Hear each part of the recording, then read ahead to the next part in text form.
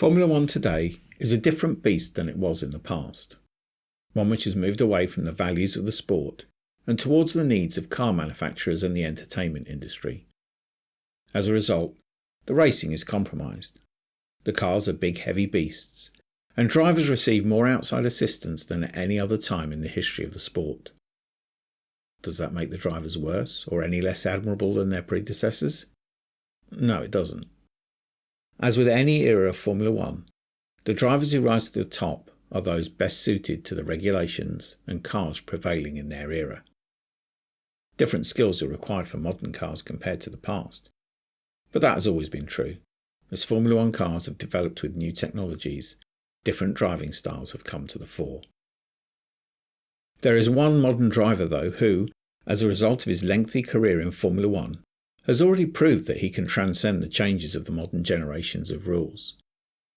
But could he have mastered Formula One at any time in its history? There's a good case for saying yes. The little Spaniard who could have been champion in any period of Formula One. Let's talk about Fernando Alonso, a name that resonates across generations of Formula One fans. A driver whose career has spanned over 2 decades, defying time, trends and technology. Alonso arrived in Formula One in 2001 at the age of 19, having raced cars for just 2 years previously. His first drive was for the European Minardi team of Australian Paul Stoddart. Despite the car being the slowest on the grid, his first season was impressive enough that he earned a place with the Renault team, initially as a test driver, but then with a full race seat in 2003. He clinched his maiden victory, making him, at the time, the youngest driver to win a Formula One Grand Prix. By 2005, Alonso had claimed his first World Championship, seeing off Kimi Raikkonen's McLaren. 1 year later, he retained that title, beating Michael Schumacher in a straight fight. To date, Alonso has driven in over 400 Grand Prix and won 32 of them, making him the 7th most successful Grand Prix racer of all time. He has also won the 24 Hours of Le Mans. Although his hopes of emulating Graham Hill and winning the Triple Crown were hit by problems at both his entries to the Indianapolis 500. He is, however, the only driver to have won both the Formula One and World Sports Car Championships. He has also won the Daytona 24-hour race. It is this versatility which suggests that Alonso, more so than many other drivers of the current era, could have succeeded were he to be dropped into Formula One at any time in its history. In its first decade, the 1950s, Formula One was a sport dominated by bigger, stronger men who were imbued with massive amounts of bravery and an element of sang-froid, both of which were necessary when drivers were being killed on a regular basis. The front-engine cars, Alfa Romeo, Ferrari and Maserati, were extremely powerful, but ran on tyres which were tall and thin and provided little in the way of grip. Having a feel for the car, making the most of 1950s technology, and being able to endure the heat of competition were key factors in success in this era of Grand Prix racing. It isn't difficult to picture Alonso alongside Farina or Fangio in an Alfa Romeo or Ferrari, fighting for honours and supremacy. Also, with the arrival of Mercedes and the W196 in the mid-50s, it's easy to see Alonso as a latter-day Nuvolari, taking the Latin fight to the Germans in the same way the Flying Mantuan did in the pre-war years. With the arrival of John Cooper's little rear-engine wonders in the 1960s, the style of Grand Prix racing changed, and the abilities demanded of the drivers too. The most successful driver of the era was Jim Clark, who developed a style of driving which allowed him to carry braking into a corner and use weight transfer and the application of power to rotate the car through the apex, exiting corners in a gentle power drift which maximised performance throughout the corner, making him the fastest driver of his era. Alonso, especially in his championship-winning Renault, developed a style which fits the needs of his car, also carrying braking into the corner and managing the resulting oversteer to maximise performance. Alonso's driving style would have seen him be competitive in the pre-aerodynamics cars of the early to mid-60s. In the late 60s and early 70s, with aerodynamics becoming a bigger part of Formula One, the requirements of drivers changed once more. Jackie Stewart dominated this era and was without question the greatest driver in those cars, not only because he was usually the fastest, but also because he was the most intelligent and consistent of his era. It is this period where perhaps Alonso would have struggled the most to make an impression. In his early years he was apt to get into problems resulting from a lack of emotional control.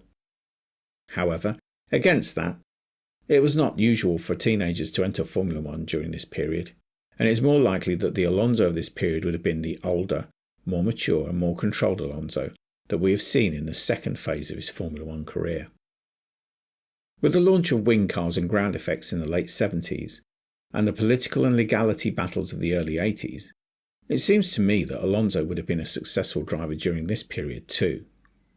1978 aside, the World Championship was fought out between several teams each year, and you have to feel that Alonso's fitness, strength and endurance would have made him a front-runner in these particularly difficult cars. In the turbo era, I think Alonso would have turned the Gang of Four into the Gang of Five, bringing together the intelligence of Prost, the commitment of Senna, the strength of Mansell, and the political wiles of Piquet to become a formidable challenger. Whilst in the 90s, he would certainly have been a better prospect than at least two drivers who won world championships during that period. From 2001 on, we don't need to speculate about how Alonso would have done, because the evidence is there. But we do need to talk about the downsides of Fernando Alonso. Things which many feel have limited his success to just 2 world championships. His first period at Renault aside, Alonso has had some troubled times in Formula One. In 2007, he was paired with rookie Lewis Hamilton, expecting to be the team's number 1 driver, but believing that McLaren were focusing too much on the driver they'd had under contract since he was a child. In-team rivalry blossomed, coming to a head at the Hungaroring, when believing that Hamilton had reneged on an agreement about priority in qualifying, Alonso sat in the McLaren pit box long enough to prevent Hamilton, who was queued up behind him, from being able to complete his pit stop and have another qualifying lap. The FIA took a dim view of this and gave Alonso a 5-place grid penalty, which affected his race sufficiently that he was only able to finish 4th. Had the pit lane incident not occurred, the worst-case scenario would have seen Alonso finish 2nd, and would have meant he won the World Championship that year. Instead, Raikkonen pipped both McLaren drivers by a single point. Further problems stemming from that rivalry came when McLaren announced that they had in their possession technical details of Ferrari's car which were highly confidential.